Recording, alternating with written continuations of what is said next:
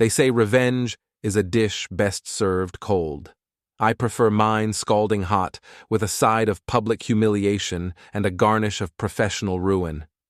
But I'm getting ahead of myself. Let me start at the beginning, when I was still Patrick Sloan, the human screensaver.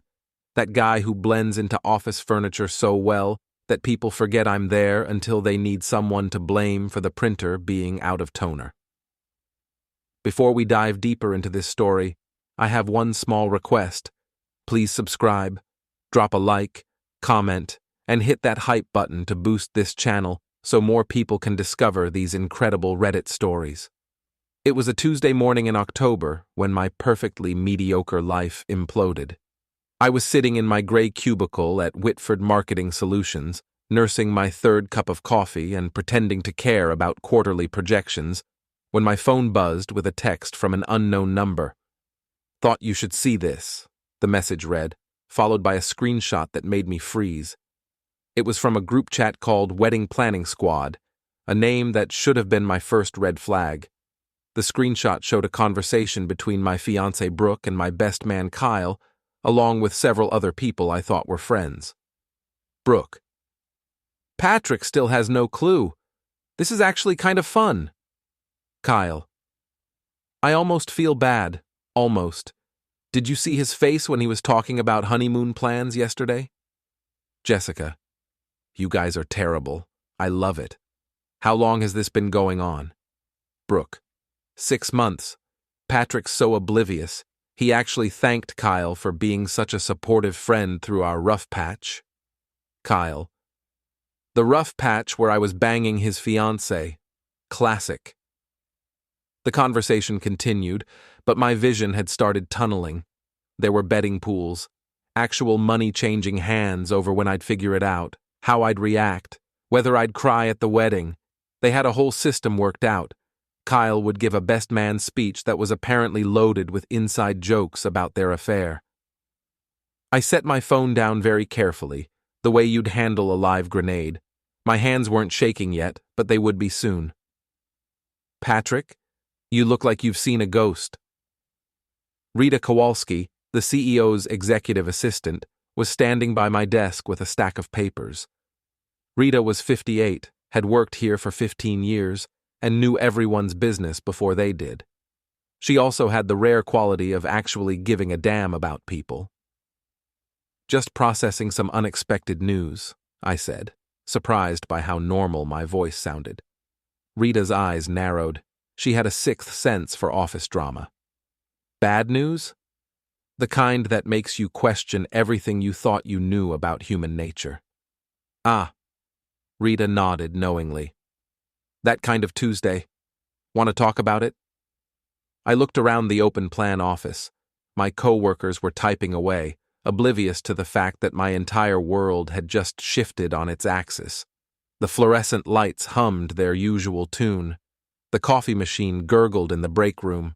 Everything was exactly the same, except nothing would ever be the same again. "Not here," I said. Rita glanced toward the CEO's office. Dana Whitford was on a conference call, gesturing animatedly at her computer screen. "Dana's tied up for another hour. Conference room B is empty." 5 minutes later, I was sitting across from Rita in the small conference room, staring at my phone screen like it might spontaneously combust. Rita had poured herself coffee from the fancy machine they kept in here. The good stuff, not the swill they served us regular employees. "So," Rita said, settling into her chair. "Spill." I showed her the screenshot, watched her face go from curious to horrified to something that looked suspiciously like fury. "Those absolute pieces of garbage," she said, and I was surprised by the venom in her voice. Rita usually kept things professional. "How long have you been with Brooke?" 3 years, engaged for 8 months. "And Kyle?" "Best friends since college. He's been my accountant for the past 2 years, handles all my finances." The implications of that hit me like a truck. Oh, God. He has access to everything: bank accounts, investments, credit cards. Rita was already pulling out her phone. "Dana needs to know about this immediately." "What?" Why? Because Kyle Adams is our external accounting consultant. He handles payroll and expense reports for half our clients. Rita's fingers were flying over her phone screen. If he's screwing around with your money, what do you think he's doing with company funds? I felt something cold settle in my stomach. You think he's stealing? Honey, I've been watching that boy for months. Designer clothes, new car, expensive dinners he posts on Instagram, all on an accountant's salary while he's supposedly paying off student loans. Rita looked up from her phone. Dana's going to want to talk to you.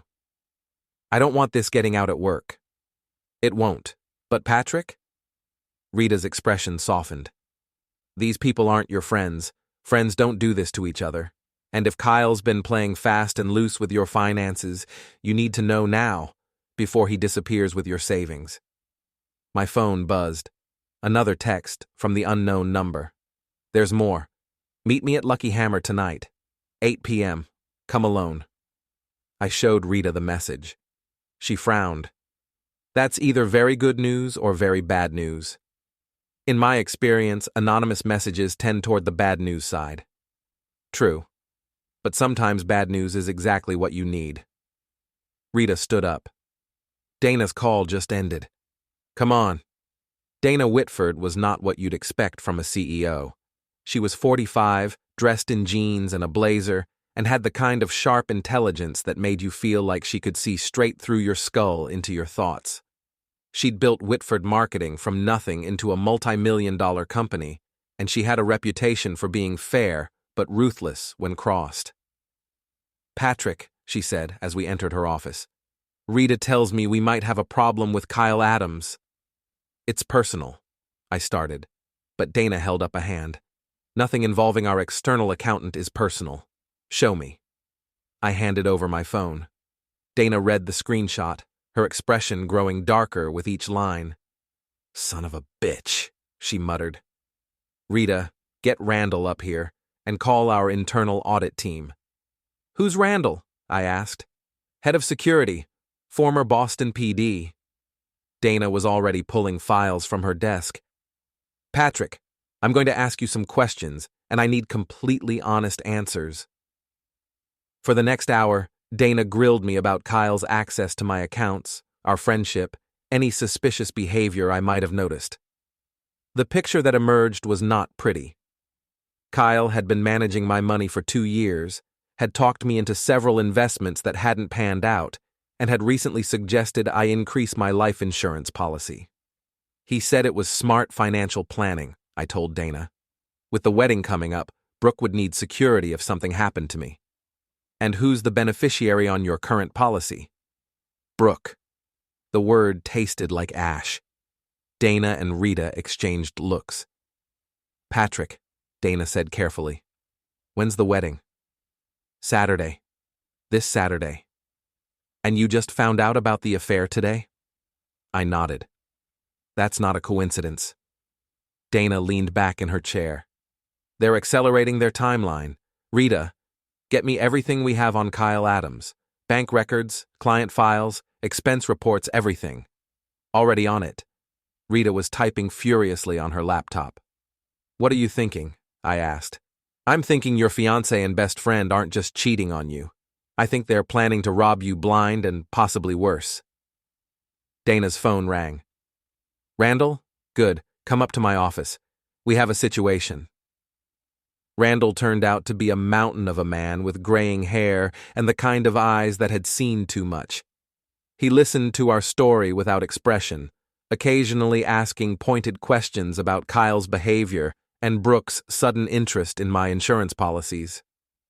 You need to be very careful, he told me. If they're planning what I think they're planning, confronting them directly could be dangerous. What do you mean? I mean, maybe you have an accident before the wedding. Maybe you don't make it to Saturday. Randall's voice was matter-of-fact, like he was discussing the weather. Grieving fiancée inherits everything, consoles herself with the best friend. Very tidy. The room went quiet. I could hear the air conditioning humming, traffic outside Dana's window, my own heartbeat in my ears. That's crazy, I said finally. They're not dangerous. They're just selfish. Selfish people do desperate things when money's involved, Dana said, especially if they're already stealing. Rita looked up from her laptop. Found something. Kyle's been billing us for services we never received. Fake invoices, phantom consulting fees. I'm seeing at least 50,000 in fraudulent charges over the past 6 months. Enough to prosecute? Dana asked. More than enough. I felt something shift inside me. The shock was wearing off, replaced by something colder and more focused. These people had betrayed me in every possible way. They'd made me a joke, stolen my money, and possibly planned to eliminate me. And they'd been laughing about it. I want them destroyed, I said quietly. Dana smiled, and it wasn't a nice smile. Now you're talking my language. The Lucky Hammer was exactly the kind of dive bar you'd expect to find in this part of Boston. Dim lighting, sticky floors, and the lingering smell of cigarettes from before the smoking ban. I arrived at 8 sharp, scanning the room for anyone who looked like they might be my mysterious informant. Patrick? A woman's voice called from a corner booth. I recognized her immediately, though I hadn't seen her in over a year. Jessica Martinez, Brooke's former roommate, and supposedly one of my friends.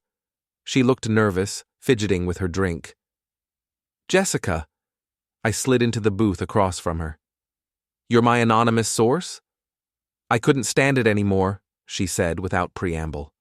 What they're doing to you, it's sick. How long have you known? About the affair? Since it started. But Patrick, there's more. Things that scared me enough to reach out. The bartender, a grizzled man with tattoos covering both arms, approached our table. What'll it be? Whiskey, double. I needed something stronger than coffee for this conversation. Jessica waited until he left before continuing. They've been planning this for months, not just the cheating, the whole thing. Brooke's been researching your insurance policies, your investments, everything. Dana thinks they might be planning to eliminate me. Jessica's face went white. Jesus, I don't know about that. But Patrick, Kyle's in serious financial trouble, like bankruptcy-level trouble. He owes money to some very bad people. What kind of bad people? The kind who break legs when you don't pay up. He borrowed money to invest in some cryptocurrency scheme that went bust, lost everything, including money that wasn't his. I took a long sip of whiskey, feeling it burn down my throat. So my wedding fund is probably gone. Your wedding fund, your savings, your investment accounts. Kyle's been using your money to pay his debts and buy time. Jessica leaned forward. But here's the thing. It's not enough. He needs a big score, something that'll clear his debts and set him up for life. My life insurance. $1 million policy with Brooke as beneficiary. They get married, you have an accident, problem solved. The whiskey wasn't helping. If anything, it was making the situation feel more surreal. Why are you telling me this? You're supposed to be their friend. Jessica laughed bitterly. Friend? They've been using me as their alibi for months. Jessica and I are having girls' night while she's actually screwing Kyle. They think I'm too stupid to figure it out. And the betting pool? That was Kyle's idea. He thought it was hilarious. Got everyone to put money on how you'd react when you found out. The winner gets to keep the pot. $2,000. I felt my jaw clench. Who bet on what? Kyle bet you'd cry. Brooke bet you'd beg her to stay. Most of the others bet you'd just quietly disappear and not make a scene. Jessica met my eyes. I bet you'd get revenge. Smart money. I hope so. Because Patrick, these people have been laughing at you for months. They call you the Mark when you're not around. They have a whole group chat dedicated to mocking you. She showed me her phone. There it was. A group chat called Patrick Watch, with over 200 messages.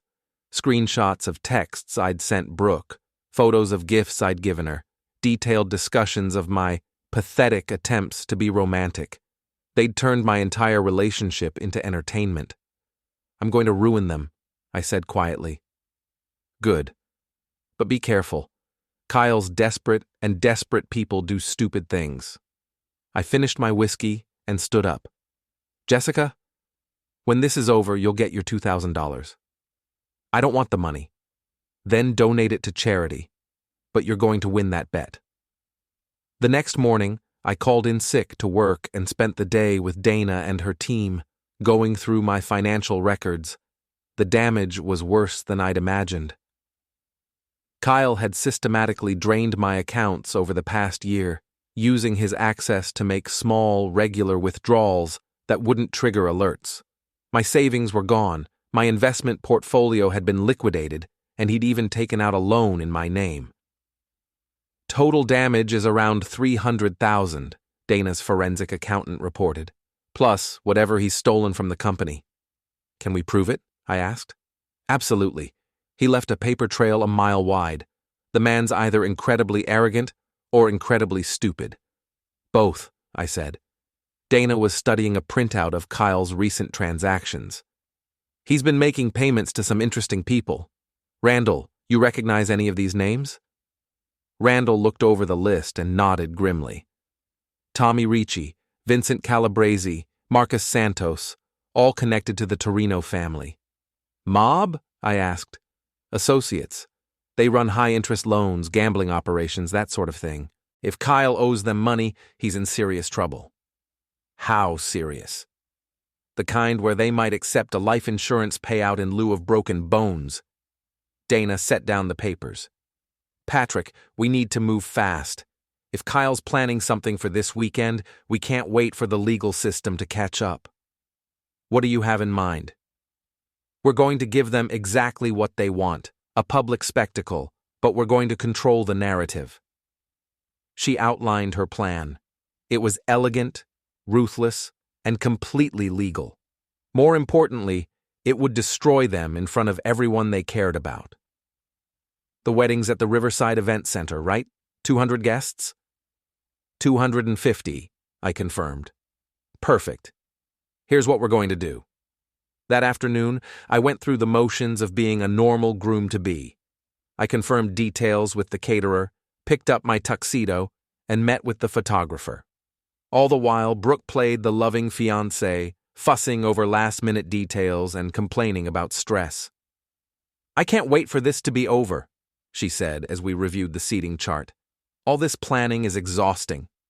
Soon, I agreed. Very soon. Kyle stopped by that evening, supposedly to go over his best man speech. He seemed nervous, which I now understood had nothing to do with public speaking anxiety. You sure you're ready for this, buddy? He asked, helping himself to a beer from my refrigerator. Marriage is a big step. I've never been more ready for anything in my life. And you're okay with all the financial stuff? The joint accounts, the insurance changes? Everything's exactly the way you set it up, I said. I trust you completely. Kyle visibly relaxed. Good, good. You know I only want what's best for you. I know exactly what you want. He stayed for an hour, making small talk and going over wedding logistics. The whole time, I watched him drink my beer, sit in my chair, and pretend to be my friend while planning to destroy my life. It was almost impressive in its audacity. After he left, I called Dana. How did it go? She asked. He's definitely planning something. Kept asking about the insurance and seemed very interested in my schedule for tomorrow. Randall's going to be watching you. If Kyle makes a move, we'll be ready. And if he doesn't? Then we proceed with the wedding plan. Either way, by Sunday morning, everyone in your social circle will know exactly what kind of people they really are. I hung up and looked around my apartment. In less than 48 hours, my life would be completely different. The question was whether I'd still be alive to see it. Saturday morning arrived gray and drizzling, which seemed appropriate for what was about to unfold. I got dressed in my tuxedo, straightened my tie, and tried to look like a man who was about to marry the love of his life, rather than someone planning the social destruction of his enemies. The Riverside Event Center was exactly as pretentious as Brooke had wanted. Crystal chandeliers, marble floors, and floor-to-ceiling windows overlooking the harbor. 250 guests milled around in their finest clothes, completely unaware that they were about to witness something far more memorable than a wedding. "Patrick!" Brooke appeared at my elbow, radiant in her designer wedding dress. "You look handsome." "You look beautiful," I said, and meant it. Evil, treacherous, and planning my demise, but beautiful. "I can't believe we're actually doing this," she said, squeezing my hand. "Neither can I." Kyle approached, looking sharp in his tuxedo, but with sweat beading on his forehead despite the air conditioning. "Ready for the big day, buddy?" "More than ready." The ceremony was surreal. Standing at the altar, watching Brooke walk down the aisle, listening to the officiant talk about love and commitment until we parted, all while knowing that trouble was probably on their agenda sooner rather than later. I played my part perfectly, said my vows with just the right amount of emotion, and kissed my bride while the crowd applauded. "Ladies and gentlemen, Mr. and Mrs. Patrick Sloan." The irony wasn't lost on me that I was now legally married to someone who wanted me gone. The reception was where things got interesting. Dana had arrived as my guest. I'd told everyone she was a business associate who'd helped with some last-minute financial planning. She looked stunning in a black cocktail dress, and I noticed several male guests trying to catch her attention. "Showtime," she murmured as we took our seats at the head table. The dinner passed without incident. Brooke played the blushing bride perfectly, Kyle made small talk with the other groomsmen, and I smiled and nodded and waited for the speeches to begin. "Ladies and gentlemen," the DJ announced, "the best man would like to say a few words." Kyle stood up, champagne glass in hand, and I felt my pulse quicken. This was it, the moment he'd been planning for months. "I've known Patrick for over a decade," Kyle began, his voice carrying clearly through the sound system. "And I can honestly say he's one of the most trusting people I've ever met." Polite laughter from the crowd. Dana's hand found mine under the table. "Patrick's the kind of guy who always sees the best in people, sometimes when they don't deserve it. He's loyal to a fault, generous with his friends, and absolutely devoted to the people he loves." More laughter. I could see some of the guests wiping their eyes, touched by Kyle's apparent sincerity. "Which is why it's been so hard to watch him these past few months," Kyle continued, and the room went quiet. "You see, Patrick's been going through some tough times. Financial difficulties, work stress, some personal issues he's been too proud to discuss." I felt Brooke tense beside me. This wasn't the speech they'd planned. "In fact," Kyle said, his voice getting stronger, "Patrick's been struggling with depression. Severe depression. The kind that makes a person think about permanent solutions to temporary problems." The room was silent now. I could see confusion on Brooke's face, panic in Kyle's eyes as he realized he was going off script. "Kyle," I said quietly, standing up, "that's enough." "No, Patrick. People need to know. They need to understand what you've been going through, what we've all been trying to help you with." And there it was. The setup. Kyle was laying the groundwork for my suicide, creating a narrative that would explain why a newly married man might take his own life. The bastard was actually doing it at my own wedding reception. "Ladies and gentlemen," I said, taking the microphone from Kyle's suddenly slack grip, "I think there's been some confusion." I looked out at the sea of faces, friends, family, co-workers, all staring at me with a mixture of concern and curiosity. My best man is absolutely right about one thing. I have been struggling lately. Struggling with the realization that some of the people closest to me aren't who I thought they were. Brooke was tugging at my jacket, trying to get me to sit down. "Patrick, what are you doing?" "I'm telling the truth, sweetheart. Something that's been in short supply lately." I turned back to the crowd. "You see, I recently discovered that my beautiful bride, and my loyal best man have been having an affair for the past 6 months. The reaction was immediate and explosive. Gasps, shocked murmurs, the sound of chairs scraping as people turned to stare at Brooke and Kyle. Several phones came out. People were already starting to record. "Patrick, stop!" Brooke hissed, her face flushing red. "But that's not even the best part," I continued, warming to my theme. "They've also been systematically stealing from me, bank accounts, investment funds, even taking out loans in my name. Kyle here has stolen over $300,000 from me in the past year." Kyle lunged for the microphone, but Randall appeared out of nowhere, his massive frame blocking Kyle's path. "And the real kicker," I said, my voice carrying clearly through the sound system, "is that they've been planning my passing. A convenient accident after the wedding, leaving my grieving widow to collect on $1 million life insurance policy." The room erupted. People were shouting, standing up, pulling out phones. Brooke was crying, Kyle was trying to push past Randall, and the wedding photographer was capturing every moment. "Of course," I said over the chaos, "I have proof of all of this. Bank records, text messages, even recordings of their conversations. Which is why I'm happy to announce that Kyle Adams is about to be arrested for embezzlement and fraud." As if on cue, 2 Boston police detectives entered the reception hall.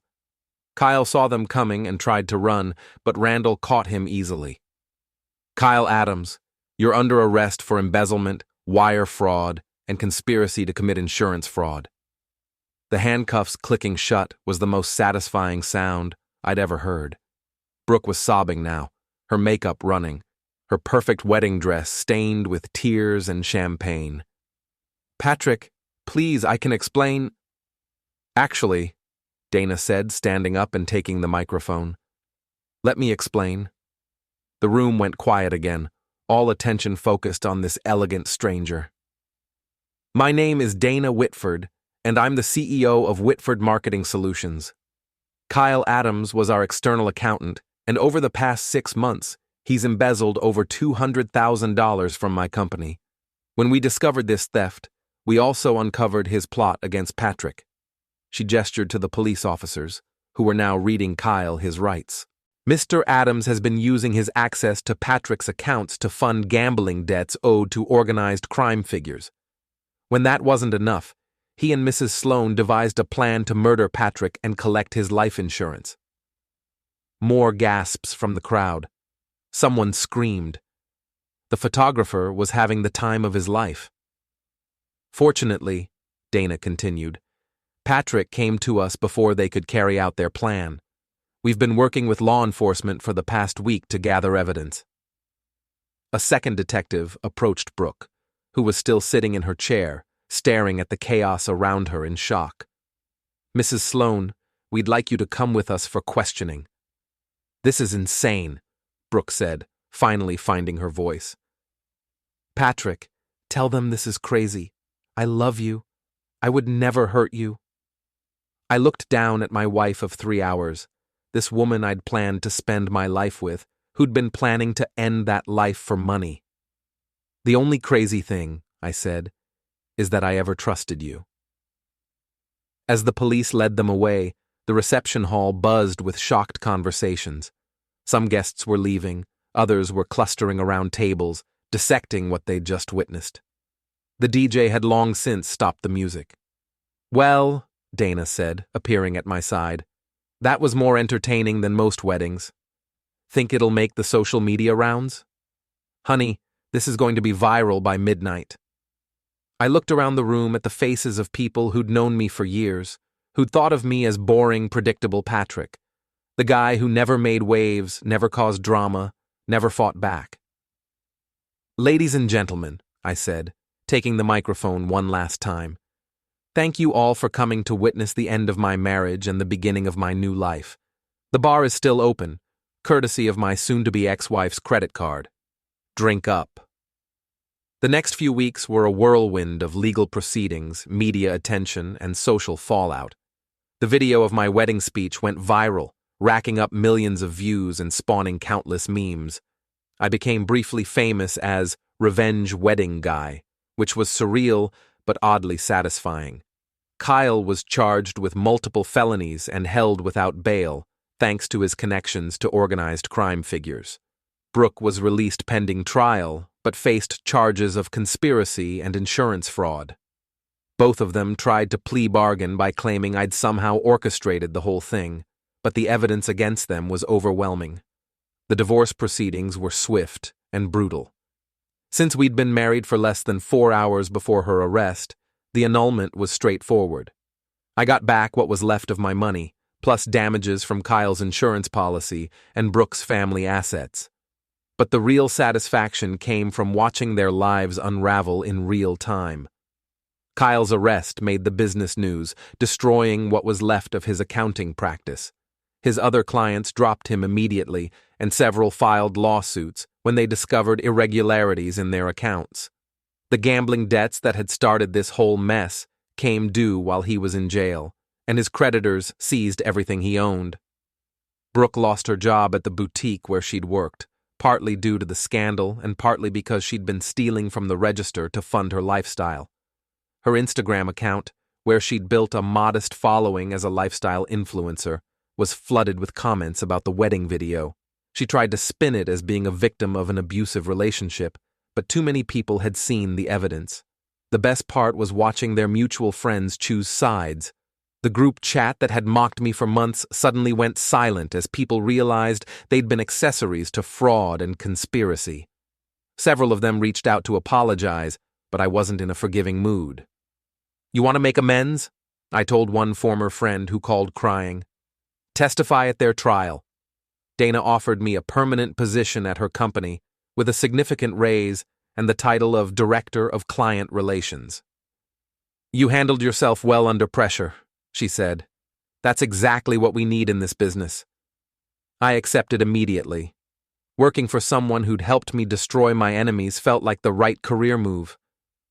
The trial was scheduled for the following spring, but Kyle's lawyer was already talking about a plea deal. Facing 20 years in federal prison and owing money to people who expressed their displeasure with broken bones, Kyle was highly motivated to cooperate with prosecutors. Brooke's situation was more complicated. Her lawyer was trying to paint her as a victim of Kyle's manipulation, a naive woman who'd been seduced and corrupted by a master criminal. It might have worked if not for the text messages where she joked about my passing and calculated how to spend the insurance money. 3 months after the wedding, I was having dinner at an upscale restaurant downtown when I spotted a familiar figure at the bar. Brooke sat alone, nursing a martini and staring at her phone. She looked terrible, thin, hollow-eyed, her hair limp and her clothes cheap.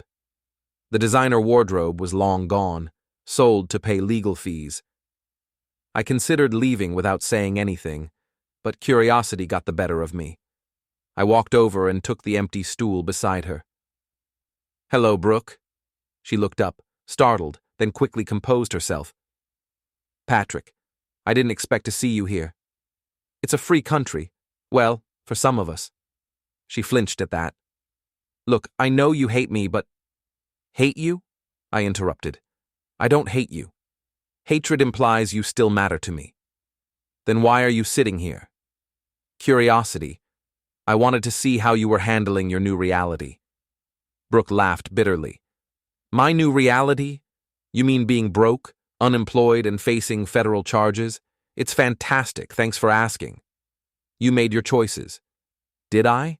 Or did Kyle manipulate me into making them?" She turned to face me fully. "Patrick, I know this sounds crazy, but I think he was planning to eliminate me too, after you were gone and the insurance money was collected. Probably. Kyle never was good at sharing. Doesn't that bother you, knowing that I was as much a victim as you were?" I considered this for a moment. Even if that's true, and I'm not saying it is, you still chose to betray me. You still chose to mock me, to steal from me, to plan my passing. Kyle might have been the mastermind, but you were a willing participant. Brooke's eyes filled with tears. "I loved you. I really did." "No, you didn't. You loved my money, my stability, my willingness to let you walk all over me, but you never loved me. That's not true. Brooke, you had a betting pool about how I'd react to finding out about your affair. You called me the Mark in your group chats. You joked about my passing with your friends. I stood up, leaving money on the bar for my drink. Whatever you tell yourself to sleep at night, we both know what you really are. I started to walk away, then turned back. Oh, and Brooke, that insurance policy you were so interested in? I changed the beneficiary. If something happens to me now, the money goes to a charity for fraud victims. Seemed appropriate. Her face crumpled, and she started crying in earnest. I felt a brief moment of something that might have been pity, but it passed quickly. Some people deserved their fate. 6 months after the wedding that broke the internet, I was settling into my new life with surprising ease. The notoriety had faded, my bank account was healthier than it had been in years, and I was actually enjoying my work at Whitford marketing. Dana had become not just a boss, but a genuine friend, and I discovered I had a talent for client relations that had been completely wasted in my previous job. The legal proceedings were winding down. Kyle had accepted a plea deal that would put him away for 12 years in federal prison. Brooke's trial was still pending, but her lawyer was pushing for a plea agreement that would involve testifying against Kyle in exchange for a reduced sentence. I was reviewing client files in my new office when Rita knocked on the door. "Patrick, there's someone here to see you. Says it's about Kyle Adams." Kyle had been getting serious threats in prison from associates of the people he owed money to. If something had happened to him before he could testify, "Send them in." The man who entered my office was small, well-dressed, and carried himself with the quiet confidence of someone accustomed to being obeyed. He looked like an accountant or lawyer, but his eyes were cold and calculating. "Mr. Sloan, my name is Vincent Torino. I believe you know some associates of mine." Torino. As in the Torino crime family that Kyle had borrowed money from. This was not good. "I'm not sure what you mean." "Kyle Adams owes my organization a considerable sum of money. Money he stole from you, among others." Torino sat down without being invited. "We have a proposition." "I'm listening." "Mr. Adams is currently in protective custody, which makes it difficult for us to collect what we're owed. However, we understand he's caused you significant financial and personal harm." "That's correct. We're prepared to write off Mr. Adams's debt in exchange for a small favor." Here it comes, I thought. They want me to help them get to Kyle, or smuggle something into prison, or provide information about his assets. What kind of favor? Torino smiled, and it was genuinely warm. "We want you to accept our apology." "I'm sorry. Mr. Adams used our money to fund his lifestyle while he was stealing from you. In a sense, we were unknowing participants in his fraud. This reflects poorly on our organization." I stared at him. "You want to apologize?" "We want to make restitution. We've recovered some of Mr. Adams's assets that weren't seized by federal authorities. We'd like to return them to their rightful owner." Torino placed a briefcase on my desk and opened it. It was full of cash, more money than I'd ever seen in one place. $50,000. Consider it a goodwill gesture. "I can't take this. Mr. Sloan, we're businessmen. We don't like loose ends, and Kyle Adams represents a very messy loose end. He's caused problems for everyone, you, us, his other victims. This money helps clean up one of those problems." "What's the catch?" "No catch. We write off his debt, you get some of your money back, and everyone moves on with their lives." Torino stood up. "Well, almost everyone. Mr. Adams will be spending the next decade thinking about his poor life choices."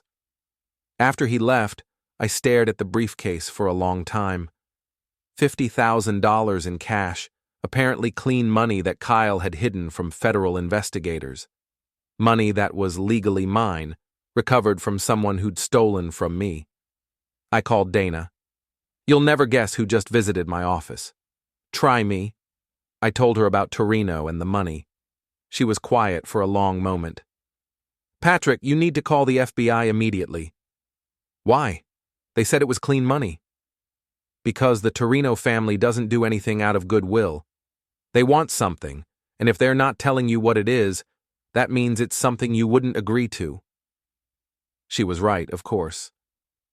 I called the FBI field office and reported the contact. 2 agents arrived within an hour to collect the money and take my statement. Mr. Torino is under federal investigation, Agent Morrison explained. Any contact from him or his associates should be reported immediately. What did they really want? Hard to say. Could be they were trying to establish a relationship with you, thinking you might be useful later. Could be they wanted to see if you were corruptible.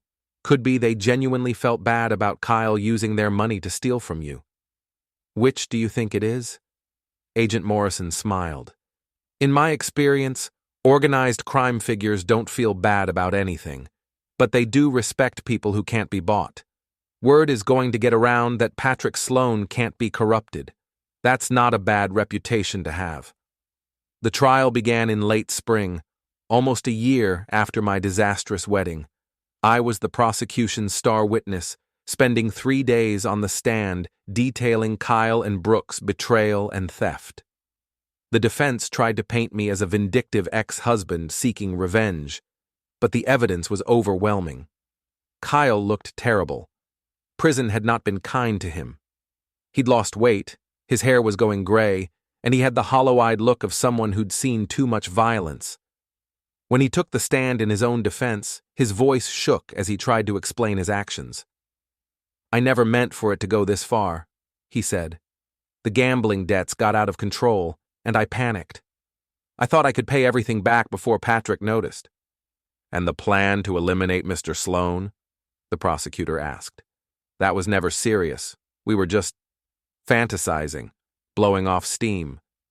You researched his insurance policies. You discussed methods of murder. You created a timeline for his passing. That sounds pretty serious to me. Kyle broke down crying on the stand, which might have been effective if the jury hadn't already seen the text messages where he'd joked about my funeral. Brooke's testimony was more composed, but equally damning. She tried to claim she'd been manipulated and coerced, but the prosecution had recordings of her laughing about my stupidity and planning how to spend the insurance money. The jury deliberated for less than 4 hours, guilty on all counts. Kyle got 15 years in federal prison. Brooke got 7 years, with the possibility of parole in 4. Both were ordered to pay full restitution, though I doubted I'd ever see most of that money. I was leaving the courthouse when a reporter approached me. Mr. Sloan, how do you feel about the verdict? Justice was served, I said simply. Do you have any message for your former wife and best friend? I thought about that for a moment. Kyle and Brooke had destroyed their own lives through greed and stupidity. They'd lost everything: freedom, money, reputation, relationships. They'd spend the next several years in federal prison, and when they got out, they'd be convicted felons with no prospects and no friends. I hope they use their time in prison to think about the choices that brought them here, I said finally. And I hope they learn that actions have consequences. Any regrets about how you handled the situation? Just one. I regret trusting them in the first place. That evening, Dana and I had dinner at the same restaurant where I'd encountered Brooke months earlier. We were celebrating the end of the trial and discussing my future at the company. So, Dana said, raising her glass of wine, what's next for Patrick Sloan? Honestly, I'm thinking about writing a book. How to Destroy Your Enemies and Influence People. Catchy title.